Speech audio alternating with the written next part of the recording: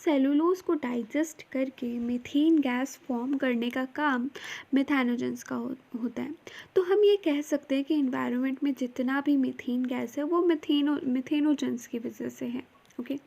और hello everyone, welcome back to यार्स कर्ड YouTube channel. I am Anjali.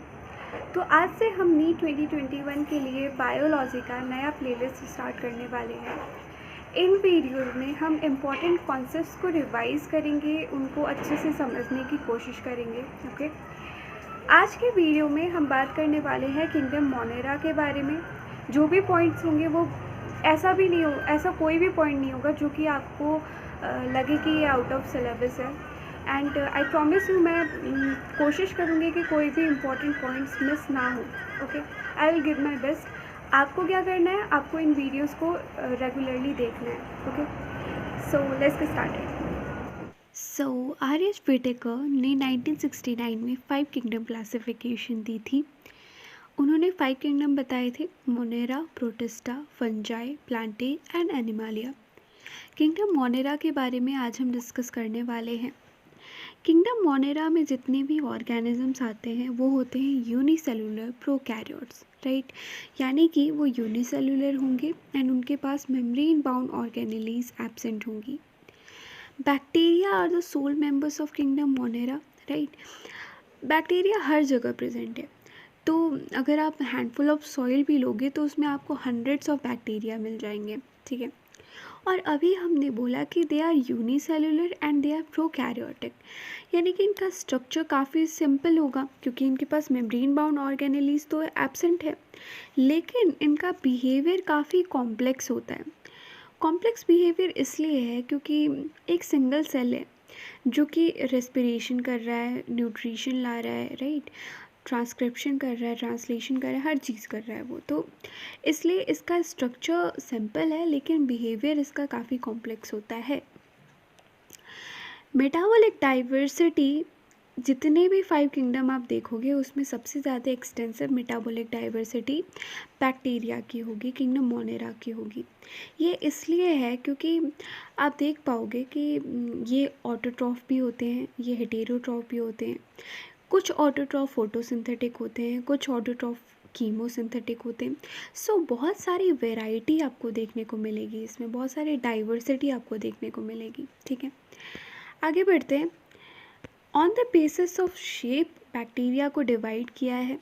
अगर स्फेरिकल शेप्ड है तो उसको कोकाई कहेंगे। कोकाई प्लूरल है, कोकस सिंगुलर है, बैसिलस सिंगुलर है और प्लूरल हो जाएगा बैसिलाई। ये रॉड शेप्ड होते हैं। स्पाइरल है तो वो उसको बोलेंगे स्पाइरला, ओके। एंड अगर कॉमा शेप्ड है तो उसको बोलेंगे विवरियो। और पोजीशन ऑफ फ्लैजिला के बेसिस पे भी बैक्टीरिया को डिवाइड किया गया है कई सारे टाइप्स में। अगर फ्लैजिला नहीं है तो उसको बोलेंगे ए ट्राइकस। अगर एक फ्लैजिला है तो उसको मोनोट्राइकस कहते हैं। अगर ऑपोजिट एंड्स पे एक एक फ्लैजिला है तो एम्फीट्राइकस बोलेंगे। अगर पूरे ही बॉडी पे है तो पेरीट्राइकस कहेंगे। इसमें आप देख पा रहे हो कि बंचेस में प्रेजेंट है और ऑपोजिट एंड्स पे प्रेजेंट है, राइट। तो इसको हम कहते हैं सेफेलोट्राइकस। और अगर बंच में प्रेजेंट है और एक ही एंड पे प्रेजेंट है तो उसको कहेंगे लोफोट्राइकस, ठीक है। याद करने वाली चीज़ें इसमें समझने के लिए कुछ नहीं है। सो किंगडम मोनेरा को मेनली 2 टाइप्स में डिवाइड किया गया है। एक है आर्की बैक्टीरिया एंड दूसरा है यू बैक्टीरिया। पहले आर्की बैक्टीरिया के बारे में जानते हैं। आर्की बैक्टीरिया को हम एक्सट्रीमोफाइल्स भी कहते हैं क्योंकि ये एक्सट्रीम कंडीशंस को पसंद करते हैं, ओके। ये ऐसे इन्वायरमेंट में थ्राइव करते हैं जो कि काफ़ी एक्सट्रीम होता है। ये इसलिए ऐसा कर पाते हैं क्योंकि इनका जो सेल वॉल का स्ट्रक्चर है वो काफ़ी डिफरेंट होता है, ओके। तो आर्की बैक्टीरिया जो है वो काफ़ी स्पेशल बैक्टीरिया है क्योंकि ये ऐसे इन्वायरमेंट में सरवाइव कर सकता है जहाँ पे और कोई ऑर्गेनिज्म इजीली सरवाइव नहीं कर सकता, ओके। आर्की बैक्टीरिया के 3 टाइप्स हैं। एक है halophile. Halophile extreme salty areas में रहते हैं। थर्मो एसिडोफाइल्स, जैसे कि आपको नाम सजेस्ट कर रहा है, ये एक्सट्रीम टेम्परेचर पे रहते हैं या हॉट स्प्रिंग्स वगैरह में रहते हैं ये। मेथैनोजेंस आपको मिल जाएंगे रूमिनेंट एनिमल्स के गट में। तो जो रूमिनेंट एनिमल्स जो भी सेलुलोज खाते हैं, तो उस सेलुलोज को डाइजेस्ट करके मीथेन गैस फॉर्म करने का काम मिथेनोजेंस का होता है। तो हम ये कह सकते हैं कि इन्वायरमेंट में जितना भी मीथेन गैस है वो मिथेनोजेंस की वजह से है। ओके। और डंग से बायोगैस बन पाती है क्योंकि मिथेनोजेंस होते हैं वहाँ पे। ओके। मिथेनोजेंस का एक एग्जाम्पल है मिथेनोबैक्टीरियम। आप चाहो तो एनसीईआरटी में अपनी बुक में लिख सकते हो, इम्पॉर्टेंट है। आर्के बैक्टीरिया के अलावा जितने भी बैक्टीरिया आपको मिलेंगे उसको आप डाल दोगे यू बैक्टीरिया में। Okay. You bacteria true bacteria होते हैं, क्योंकि इनको हम ट्रू बैक्टीरिया इसलिए कहते हैं क्योंकि इनके पास रिजिड सेल वॉल प्रेजेंट होती है। फ्लैजेलम हो सकता है प्रेजेंट हो, अगर मोटाइल है तो प्रेजेंट होगा और नहीं है तो नहीं होगा। ओके। यू बैक्टीरिया का एक टाइप है जिसको हम कहते हैं साइनोबैक्टीरिया। इसको हम ब्लू ग्रीन एल्गी भी कहते हैं।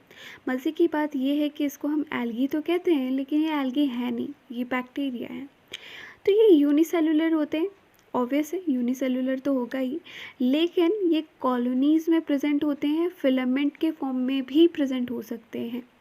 मोस्टली मराइन होते हैं और टेरेस्ट्रियल भी हो सकते हैं। ठीक है।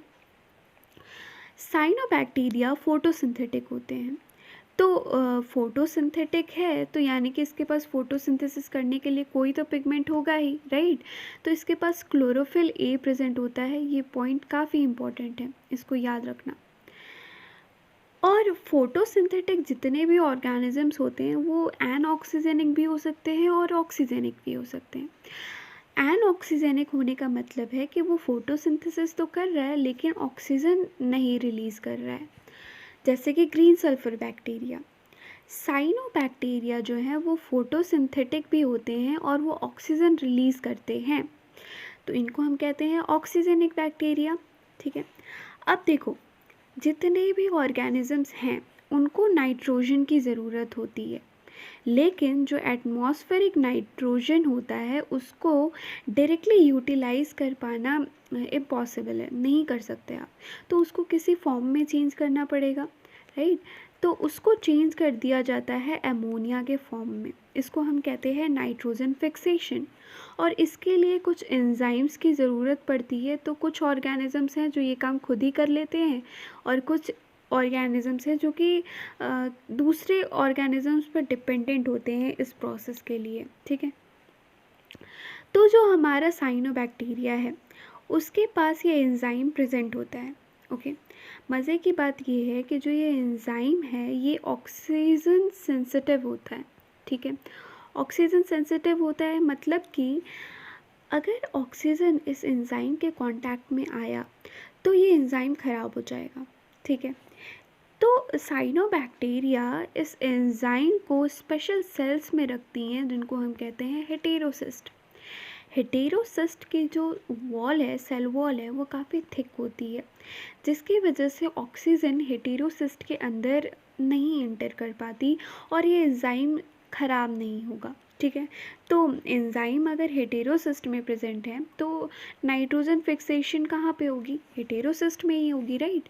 और जो आपको बाकी नॉर्मल सेल्स दिख रहे हैं इनमें क्या होगा? फोटोसिंथेसिस होगा।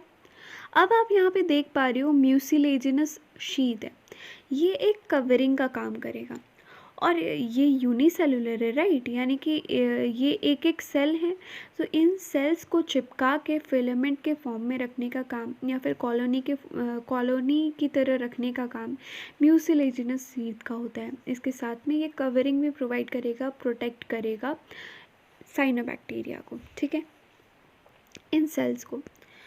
तो ये सारे पॉइंट्स साइनोबैक्टीरिया से रिलेटेड हैं, इससे ज़्यादा आपको जानने की ज़रूरत नहीं है। हाँ, एग्जाम्पल्स ज़रूर याद रख लेना, नॉस्टॉक, एनाबेना, ऑसिलेटोरिया, ये 3 एग्जाम्पल्स हैं साइनोबैक्टीरिया के। ओके। माइकोप्लाज्मा ऐसे बैक्टीरिया हैं जिनके पास सेल वॉल नहीं होती है। ठीक है। और ये स्मॉलेस्ट लिविंग सेल्स हैं, तो ये दोनों पॉइंट्स काफ़ी इंपॉर्टेंट है। ठीक है, स्मॉलेस्ट लिविंग सेल्स हैं और इनके पास सेल वॉल नहीं होती है। ये ऐसे बैक्टीरिया हैं जो कि ऑक्सीजन के बिना सरवाइव कर सकते हैं, यानी कि ये फैकल्टेटिव एंड एरोब्स हैं। अब फैकल्टेटिव एनारोब क्या होता है, फैकल्टेटिव एरोब क्या होता है, इन सब के बारे में हम नेक्स्ट वीडियो में डिस्कस करने वाले हैं। Stay tune for that. Mycoplasma को हम PPLO भी कहते हैं, प्लूरोनिमोनिया लाइक ऑर्गेनिज्म। ये जो डायग्राम है ये उतना इम्पोर्टेंट नहीं है, don't worry about that. Just एक बार देख लो कि अच्छा ठीक है ये माइकोप्लाज्मा का स्ट्रक्चर है, इसके पास में सेल वॉल नहीं होती है। Very very important. So that's it for today. अगर वीडियो अच्छी लगी तो चैनल को सब्सक्राइब करना एंड वीडियो को लाइक ज़रूर से करना, शेयर भी करना अपने फ्रेंड्स के साथ। Thank you so much for watching.